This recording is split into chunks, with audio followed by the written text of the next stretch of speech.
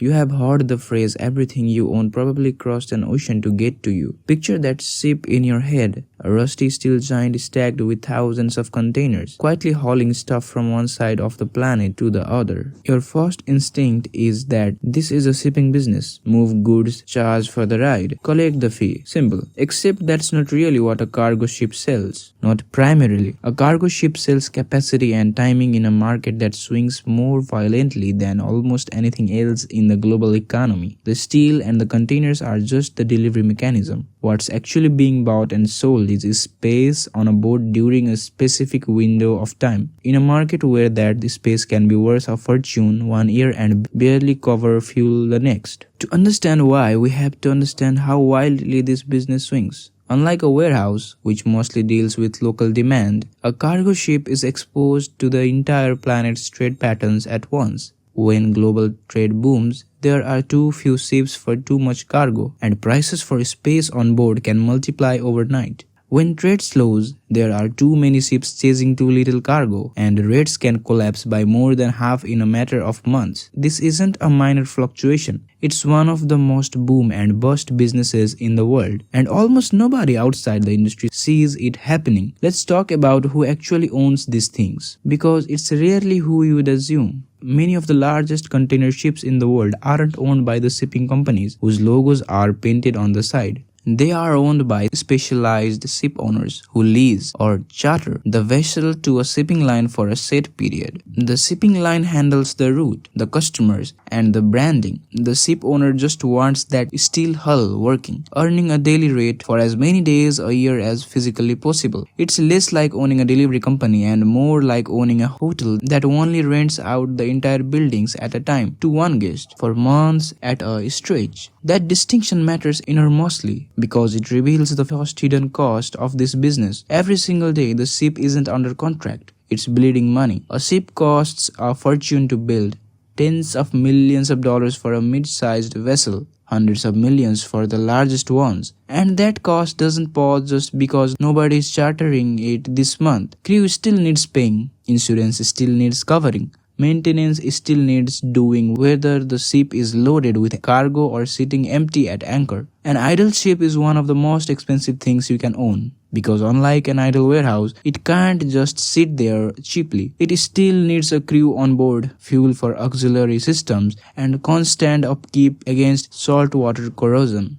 This is where fuel enters the picture, and it changes everything about how these businesses are run. Fuel, known in the industry as bunker fuel, is often the single largest operating cost on a voyage, sometimes outweighing every other expense combined. A large container ship can burn well over 100 tons of fuel a day at cruising speed. That single fact explains a strange behavior you might have noticed if you ever tracked a cargo ship online. They often travel slower than they are capable of. This is called slow steaming, and it is one of the most counterintuitive decisions in global shipping. You would think a faster ship earns more money by completing more trips per year, but fuel consumption doesn't rise in a straight line with speed. It rises dramatically, faster than speed does. Push a ship's engine harder and fuel burn can increase by a much larger percentage than the actual speed gained. So, ship owners often deliberately slow their vessels down, arriving later, in exchange for burning far less fuel. It is a direct trade-off between time and money, and in this business, money almost always wins. Now here's where the psychology of this industry gets interesting, because it's not really aimed at every consumers like you. It is aimed at massive corporations, and the game is about risk and commitment.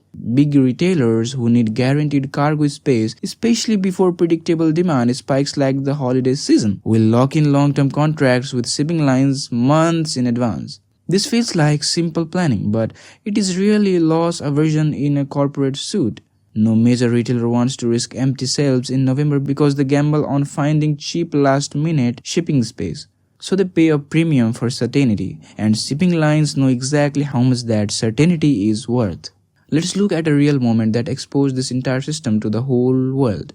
In 2021, a single container ship called the Ever Given got wedged sideways in the Suez Canal, blocking one of the most important shipping arteries on the planet for about 6 days. It sounds like a minor traffic jam. It wasn't. That one canal handles a massive share of global trade, and the block is backed up hundreds of ships delayed billions of dollars worth of goods and rippled through supply chain for months afterward. What that single incident revealed was how fragile and interconnected this industry actually is. A business that looks like it's about steel and ocean routes is really about narrow choke points. And controlling or being stuck at one of those choke points can move markets worldwide.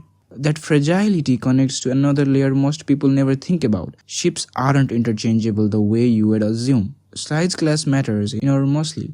There are ships too large to fit through certain canals, too large to dock at certain ports, too large to be economically loaded and unloaded at smaller terminals.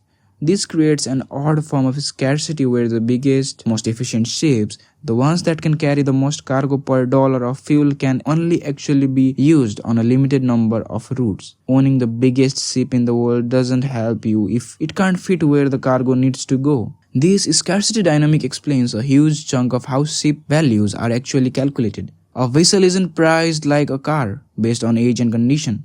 It's priced more like a financial instrument based on projected earnings over its remaining useful life, which usually runs 20 to 25 years before scrapping becomes more economical than continued operation. Owners are constantly running a mental spreadsheet. What can this ship earn per day right now, and what will it likely earn over the coming years? And at what point does keeping this aging steel hull running cost more than it brings in?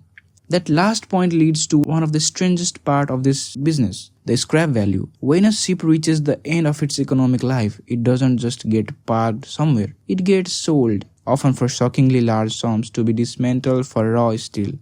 Some ships are worth millions of dollars purely as scrap metal, which means the shipping business has this unusual built-in safety net most industries don't have. Even a ship's failure has a floor value, because steel is always worth something to somebody. There's also a regulatory pressure reshaping this industry right now, one of the most consumers never hear about. International rules have been tightening emissions standards for ships, pushing owners toward cleaner fuels or expensive engine retrofits. This isn't a minor compliance checkbox, it's reshaping which ships are profitable to keep running and which ones suddenly look outdated. Similar to how an old warehouse can become functionally obsolete overnight. A ship built for cheap, dirty fuel in an era before these regulations can become a financial liability almost overnight if it can't affordably meet new environmental rules. Put all this together, and you start to see cargo ships for what they really are. Not simply vessels moving boxes across water, but floating financial assets caught in one of the most volatile pricing markets on Earth, where a single narrow canal, a single fuel price spike, or a single shift in global trade can swing profitability by enormous margins within months. The owner isn't really selling transportation. They are selling reliable capacity in an inherently unreliable world. And that reliability is worth an extraordinary premium when everyone else is scrambling for space. So, next time you see a massive container ship gliding along the horizon, understand that behind that slow, steady movement is one of the most unpredictable balancing acts in global commerce. Engineers, owners, and traders all betting every single day on how much the world will need to move and how much they'll pay to move it.